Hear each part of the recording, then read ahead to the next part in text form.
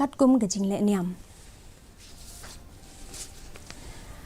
กัดคอดจองกะกาบิเนตกะจลาบัดกะเกิรตองจองกะเซง NPP กะบัญญาคนยากะชุกีโลกสภานาชิลองกะกองอัมปรีลิงโดกะละกันทอยาอุ MP อุบาเมนตาอุบาวินสัน H ปาลาฮัลโหลกะจิงจะบะขะขะกะจองอูนากะ Parliamentary Constituency กัดกุมกะจิงสงาวกะจองกะจิงจงายจง MP นากิปัดบะกะละนังยาร์kani ka kertong ka angnut banlong ka MP ka bala banyo i badyo sngaw da ka ba ai jingmut ya ki para kertong ki ba na ki we ki seng ban kyar na ka jingya Kynthoh ka bakta shimen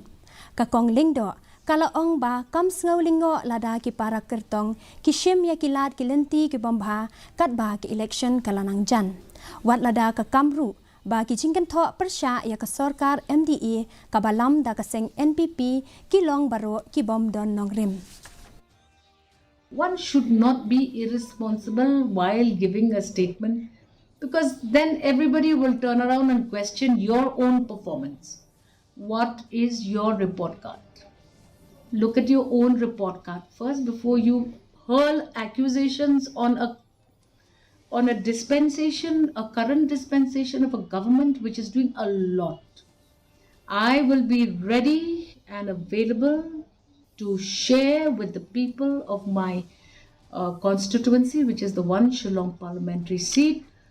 on the things that have been done by this government. Ka Federation of KHASI